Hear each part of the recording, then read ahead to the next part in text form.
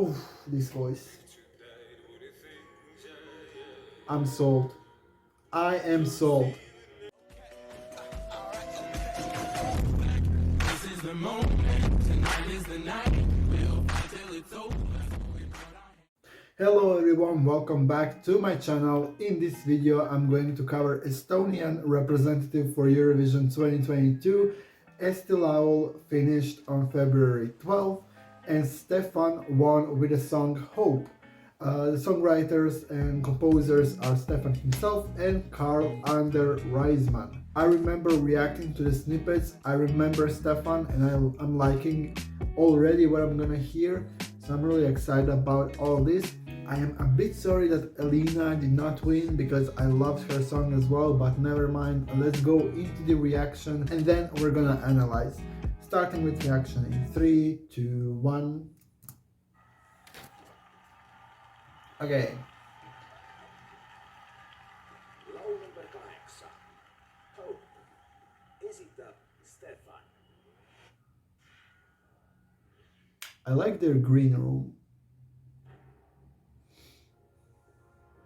This is like a country song, Texas, that vibe. Oh, this voice. I'm sold. I am sold.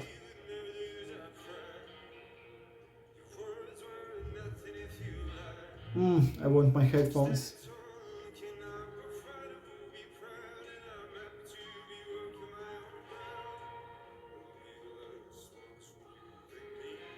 Okay, so we have something in the background, videos.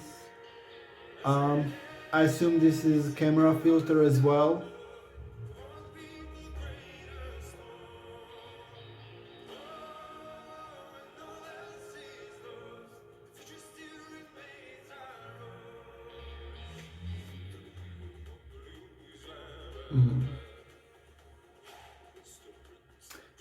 This reminds me, just the staging on.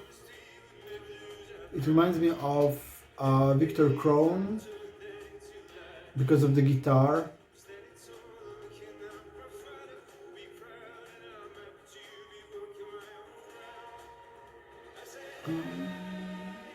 Okay, so we have some actual people on stage with him, serving that cowboy look.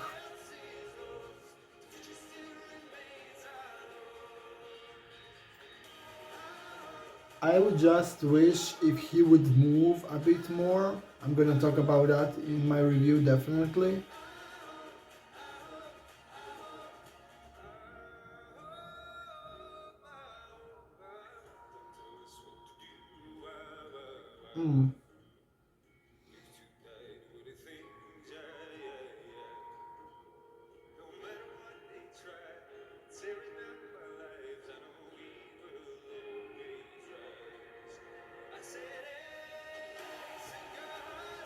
Okay, nice transition.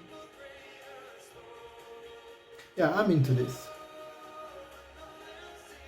Even though I have to say I prefer the verses over the chorus. Okay, he's moving.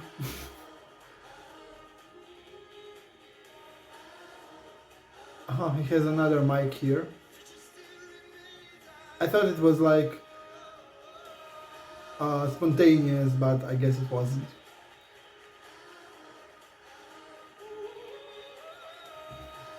Yeah.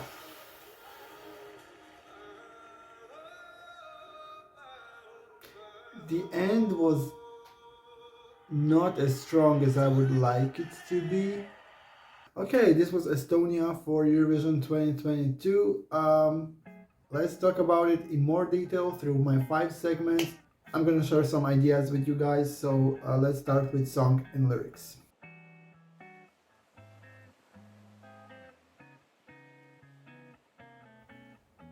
So what we have in front of us from Estonia this year is a prototypical country western song, a song you can hear in western movies with the cowboys just riding their horses into the unknown and just hoping for a better tomorrow. That's what I got from this song. I have to be honest, when it started, I was gripped immediately by his vocals, and the first verse and the first chorus, I had high expectations. I have to be honest, the song didn't really meet them because I didn't expect it to develop that way, but I don't mind it. I enjoyed the song. But this is the part of review where I should be objective, so let's stay objective. Let's talk about the guitar. I really like that prototypical Western rhythm of a guitar. I can't really explain it, but I think you know what I mean. So even when the music is not like dominant, you can still hear it and it sets the pace. I really like that. We have to mention the very anthemic chorus, which is also like a message, and yeah, the message of the song is within that chorus, and that's the center of the whole song. Talking about the lyrics, I think this is just a song about better tomorrow and believing that, hoping that something better will come. It turns out to be a message song. I didn't really pick up that from the title, silly me, but I guess that's just my mistake. I don't mind having a message song if the delivery is right, and here it is right. What I mean by that is that I don't like songs with a specific message that should appeal to people or that should spread awareness about something and then have them delivered in a goofy or wacky way. They didn't do that. They had like a serious approach to it, and I support that. So my favorite lyric is, "We're taught that we were born to lose." Unfortunate and yeah, true. Just believe in yourself and whatever you're doing a great job, and no matter what people say, you can't succeed or you're not good for that. Do it for yourself, not for others, and you can succeed. Guaranteed, if not in that, then in something else. And I just love that message, is what we should all strive for. Let's talk about the vocals.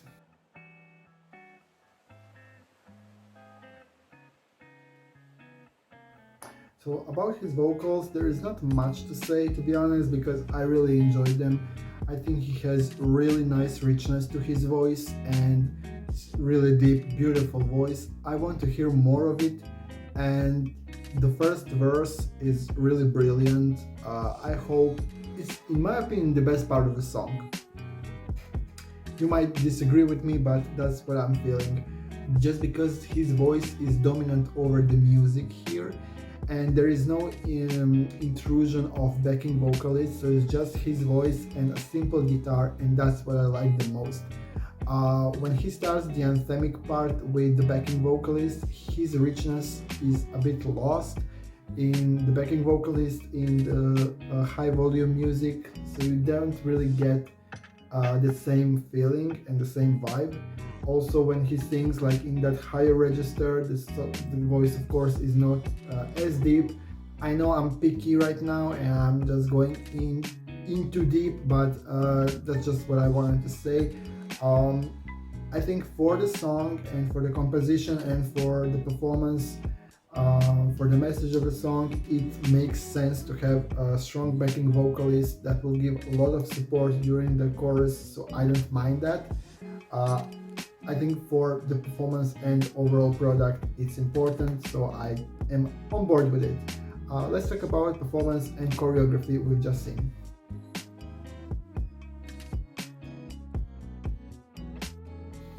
I would like to point out several elements of this performance. The first thing that pops out right away is the guitar. Of course, guitar is an essential element to this song, and I support him playing a guitar during the whole performance. Why not? I'm not the hugest fan of having these two men on stage. I know what was the intention and what kind of message they needed to portray, but I don't think it really worked, and I don't like how much focus was on them. Like the whole second chorus, if I remember correctly, or something, like in the middle of the song, there were just the two of them staring at each other, and that was the focus of the cameraman. I don't like that. So if they wanted to have dancers or them, then they need to come up with the whole concept and with something better, because this looked lacking and insufficient in my opinion. I would honestly like to have him alone on stage. I think that would work the best, because Victor was also alone. Now I'm just comparing because of the similarity of the performance. In my opinion, that's something that he should have as well. Him being in one place during the whole performance until the very end when he steps forward, I would also maybe suggest that he should move a bit more. Maybe he can stand in a place during the first verse and the first chorus, but then start moving somewhere, either just interacting with the staging if they're gonna have a stage concept, or move forward earlier, or have the stage like stations where he moves from one place to another, interacting with camera and so on, just like he had another mic stand on that pathway or whatever. I just don't want him to be in one place. The performance will become static and the song is lively and fast, so there needs to be some kind of movement on stage. Yeah, let's see what they can do with the staging and what we have seen right here, and of course the styling.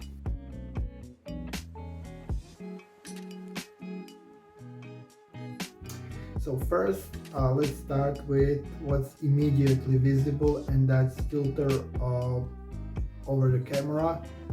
I'm not a huge fan of that. I think that maybe they could, if they really want to play with that, they could do what Portugal did last year and transfer from black and white to color. That would maybe make more sense than this filter, because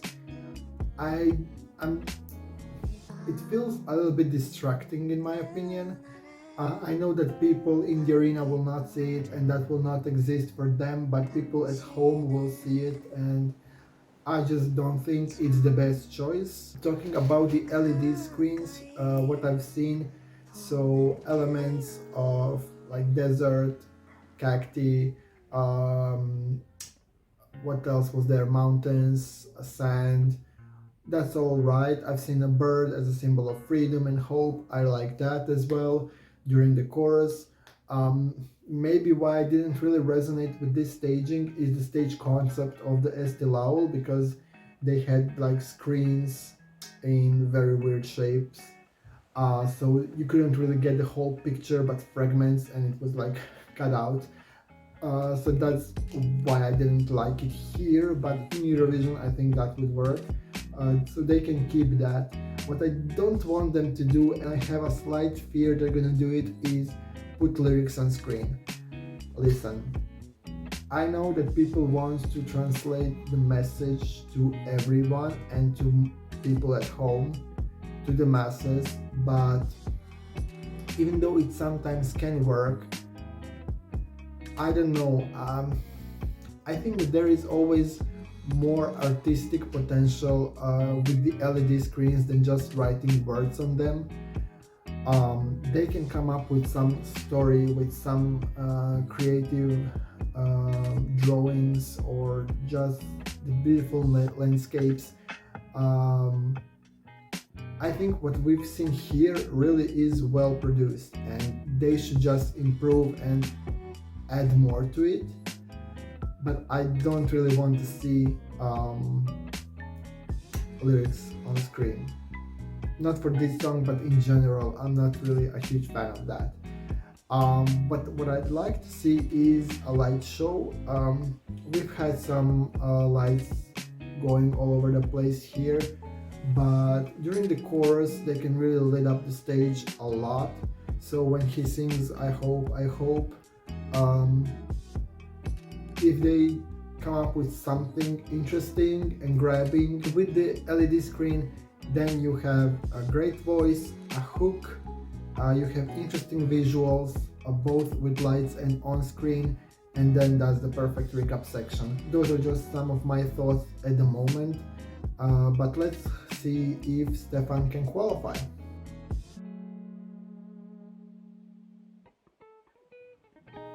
Stefan performs in the second half of the second semi-final.